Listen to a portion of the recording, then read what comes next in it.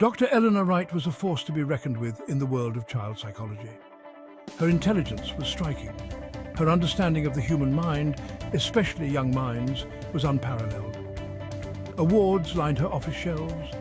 Distinguished colleagues sang her praises, yet a shadow lurked beneath this brilliance: arrogance. Dr. Wright knew she was good, perhaps too good. This knowledge had morphed into a haughty demeanor, a constant need to remind everyone of her superior intellect. One evening, after a particularly trying day, a grateful parent approached Dr. Wright. Tears welled in her eyes as she thanked the doctor for helping her son overcome a severe anxiety disorder. As a token of her immense gratitude, the woman pressed a tarnished silver coin into Dr. Wright's hand.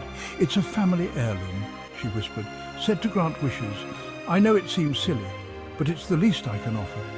Dr. Wright, though skeptical, accepted the coin with a condescending smile. She thanked the woman and tossed the coin into her purse, dismissing it as a mere trinket. Later that night, unable to sleep, Dr. Wright found herself fiddling with the coin. Intrigued by its intricate carvings, she began rubbing its surface absent-mindedly. Suddenly, a plume of silver smoke erupted from the coin, swirling and solidifying into the imposing figure of a djinn.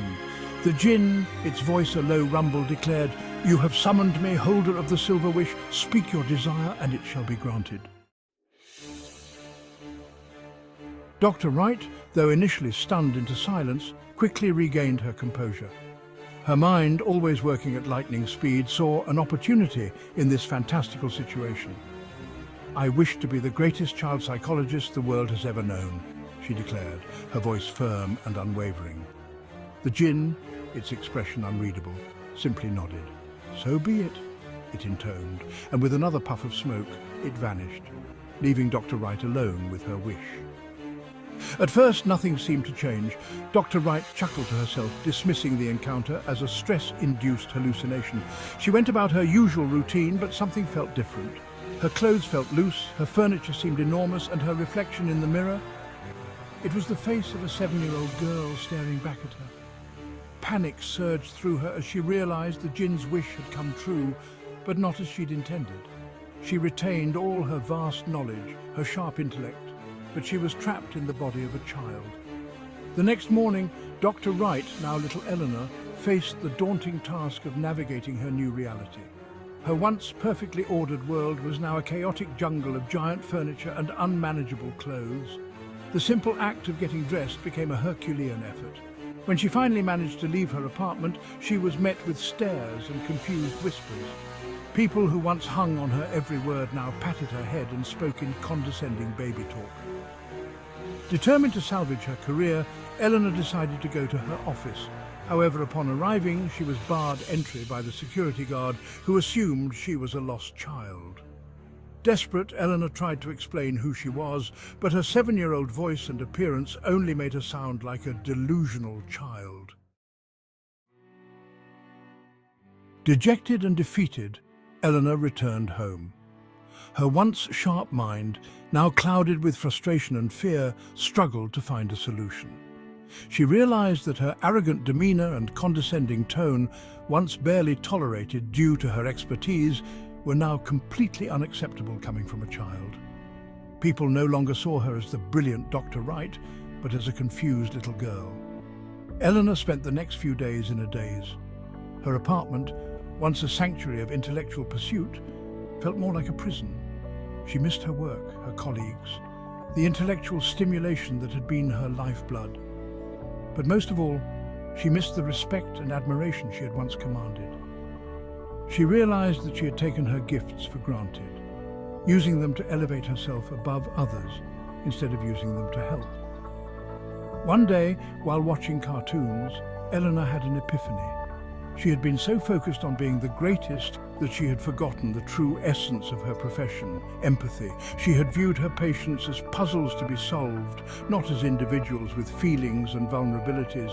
Her arrogance had blinded her to the simple joys of human connection, the satisfaction of truly making a difference in someone's life. With newfound determination, Eleanor resolved to change. She started by calling her younger sister Alice a kind-hearted kindergarten teacher whom Eleanor had always treated with a degree of condescension. How would I explain this? I needed help and fast.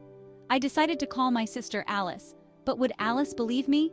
Eleanor's mind raced. She had to think quickly. She knew Alice was her only hope, but how could she prove her identity?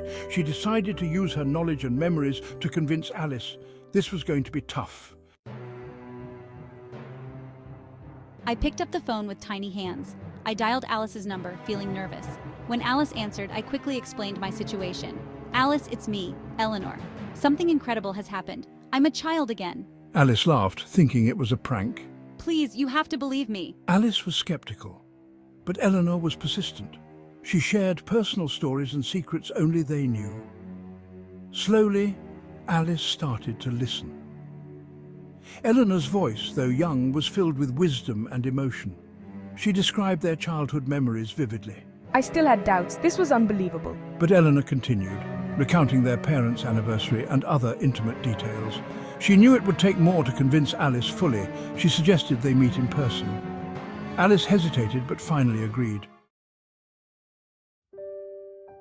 The sisters met at a cafe. Alice was shocked to see a small child with Eleanor's eyes. I greeted her with a knowing smile. I know this is crazy, but it's really me. Alice was still unsure but listened intently. Eleanor shared more personal stories and insights into her life. Alice began to see the truth. She recognized Eleanor's mannerisms and speech. Tears filled her eyes as she realized her sister's predicament. Eleanor, how is this possible? I shook my head. I don't know, but I need your help. Alice agreed to take Eleanor in. The legal process was strange, but Alice managed to adopt her sister officially. They transformed their relationship, now as mother and daughter. Eleanor was grateful for Alice's support. She knew the road ahead would be challenging. Eleanor's biggest challenge was maintaining her career. As a child, she couldn't practice officially, but her mind was still sharp. I started giving advice to other children at school. My empathy and understanding were beyond my years. Teachers and parents noticed the difference. Eleanor used her knowledge creatively. She helped children understand their emotions. Her approach was unique and effective. Word spread about the little psychologist. People were amazed by my insights. She became a local sensation, helping families and children. Despite the recognition, Eleanor faced many obstacles. She missed her professional life, but she remained determined. I started writing articles, sharing my methods. My work gained attention online. Soon she was invited to speak at conferences. Her story inspired many. Eleanor's journey was full of trials, but she never gave up. Her empathy and compassion made her famous. She was celebrated worldwide for her unique approach to psychology. My youthful appearance, combined with my wisdom, fascinated everyone. My methods were revolutionary. She proved that age was just a number. Her work showed the power of empathy. She became a symbol of resilience and innovation in psychology. My story was shared in books and documentaries. Eleanor's legacy continued to grow. She changed the lives of many children and families. I stood by her through every challenge. Together, we showed that love and support could overcome any obstacle. Eleanor's incredible journey left a lasting impact on the world.